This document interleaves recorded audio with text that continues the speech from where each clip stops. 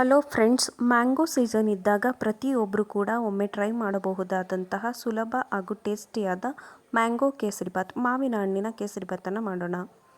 ಮೊದಲಿಗೆ ಒಂದು ಬಾಣಲಿಯನ್ನು ಇಟ್ಟು 2 ಸ್ಪೂನ್ ತುಪ್ಪವನ್ನು ಹಾಕಿ, ತುಪ್ಪ ಬಿಸಿ ಆದ ನಂತರ ಬಾದಾಮಿ, ಪಿಸ್ತಾ, ಒಣದ್ರಾಕ್ಷಿಯನ್ನು ಹಾಕಿ ಗೋಲ್ಡನ್ ಕಲರ್ ಬರೋ ಹಾಗೆ ಫ್ರೈ ಮಾಡ್ಕೋಬೇಕು. ಫ್ರೈ ಆದ ನಂತರ ಅದನ್ನು ಒಂದು ಬೌಲ್ಗೆ ತೆಗೆದು ಇಟ್ಟು 1 ಕಪ್ ರವೆಯನ್ನು ಹಾಕಿ ಗೋಲ್ಡನ್ ಕಲರ್ ಬರೋ ಹಾಗೆ ಫ್ರೈ ಮಾಡ್ಕೋಬೇಕು.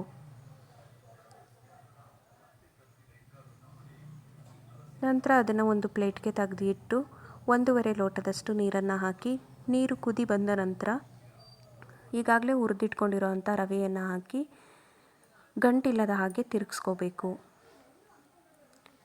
1 ಕಪ್ ಸಕ್ಕರೆಯನ್ನು ಹಾಕಿ ಮಿಕ್ಸ್ ಮಾಡಿಕೊಂಡು ಈಗಾಗಲೇ ರುಬ್ಬಿಟ್ಕೊಂಡಿರೋ ಅಂತಹ ಮ್ಯಾಂಗೋ ಪಲ್ಪನ್ನು ಹಾಕಿ ಮಿಕ್ಸ್ ಮಾಡ್ಕೋಬೇಕು. ನಂತರ ಡ್ರೈ ಫ್ರೂಟ್ಸ್, ಸ್ವಲ್ಪ ಏಲಕ್ಕಿ ಪುಡಿ ಮತ್ತು ತುಪ್ಪವನ್ನು ಹಾಕಿದರೆ ಮ್ಯಾಂಗೋ ಕೇಸರಿಬಾತ್ ಸವಿಯಲು ಸಿದ್ಧ. ನನ್ನ ವಿಡಿಯೋ ಇಷ್ಟ ಆದಲ್ಲಿ ಲೈಕ್ ಮಾಡಿ, ಕಮೆಂಟ್ ಮಾಡಿ, ನಮ್ಮ ಚಾನಲನ್ನು ಸಬ್ಸ್ಕ್ರೈಬ್ ಮಾಡ್ಕೊಳ್ಳಿ.